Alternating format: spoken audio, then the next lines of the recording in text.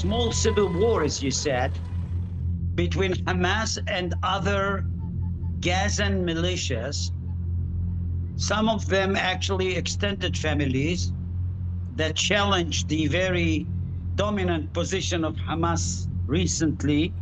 Some of them dared actually cooperating with Israel. So Hamas, because he thinks that this agreement is kind of a thing by which he would preserve his power in Gaza, he's settling the scores with them in order to show every Gazan that he is to stay on. So this is something that was well expected. And all these factions are going to become part and parcel of the new order. They have to be given kind of, a slice of autonomy in running their business under the umbrella of the governor, which could be Tony Blair, as you know, but also kind of a board of peace as it is being depicted, which is comprised by many Arabs, some Palestinians, Europeans, and Americans. It is not UNRWA, not INERWA, and not UNIFIL in Lebanon. It is something else. The aim is to uproot Hamas and to build up a different infrastructure. Now, this is where the crux of matters lies. Are they able to do that? Because as I said before, somebody has to de-arm Hamas. If they could do that, wonderful. If not, I don't know what President Trump meant by saying that it would be done forcefully. But once again, we'll have to wait and see, because this is the precondition. Everybody was talking about the day after in Gaza for 2 years. But people do not understand there is no day after with Hamas in Gaza, because Hamas will let you actually create a new order. But from beneath the radar, he is going actually to grow up again.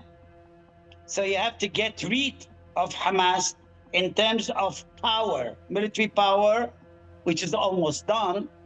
But mainly, when we talk about the civilian aspect, we need actually the people of Gaza not be afraid of Hamas because he is not in power, and not seeing him as the dominant player in Gaza.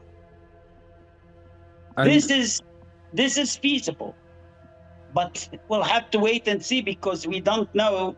I mean, in line with the agreement, what we have here is kind of a necessity to do things in kind of a way that is in accordance with the plan. Currently, the only factor that could deal with Hamas militarily is IDF, of course. But since the agreement says that Hamas is going to be de-armed voluntarily or under the directive of Turkey and Qatar, we'll have to wait and see. If they cannot deliver, I guess that would be kind of a thing that could tear up this whole agreement, and Israel would do what it should do. Currently, Israel, I don't think, should be that active, because we have to give the agreement a chance. This is something big. If it is going to become a success, everybody is going to be benefited. Peacekeeping force and Israel could start actually with the recovery of the other Gaza, where Israel nowadays controlled. It could be controlled by the new government of Gaza. And there we are going to do and to see the recovery. We'll have to make Gazans believe that Hamas is null and void when it comes to delivering the population welfare and benefits. There is another address, and Hamas should be set aside, be moved aside. If Hamas would like to go to elections or something like that, or to become a political party, that is something else. But he could never actually act as a militia.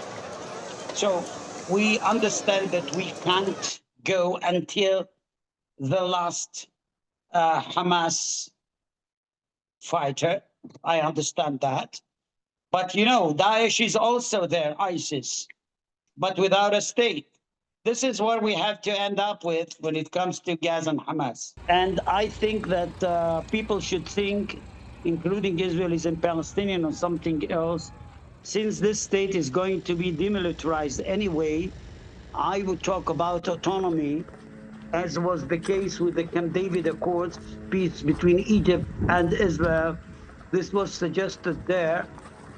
And only after 20 and 30 years, we'll see actually Palestinians do understand that in a different world, we can actually start talking about a state, not in this generation. Israelis are traumatized. They won't let it go. It would be a waste of time, even if the whole world is going to stand against Israel. Israelis are not going this time actually to act as, naive people who are going to risk themselves in the future one time again. I fully agree with you, not in the coming years, 1 or 2 years, but thereafter definitely. Israel knows that. This is the reason why Israel will leave Gaza. As I said before, the perimeter is very, very wide this time. They can't actually operate 7th of October atrocities because they're going to meet the army first, and this is another opera.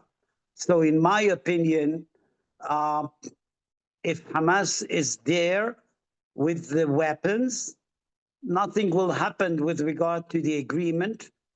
And we are, back to usual, as we say, an ongoing attrition war. If we would like Palestinians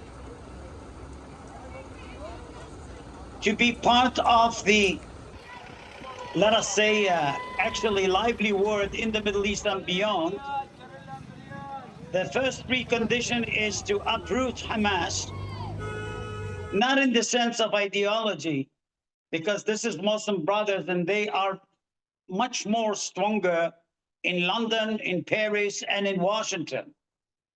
For us, what counts is that Hamas wouldn't be the leader of Gaza, wouldn't be the militia or the only militia which is weaponized in Gaza. He should be disarmed and irrelevant. Once we get there, this is a very, very good point of departure.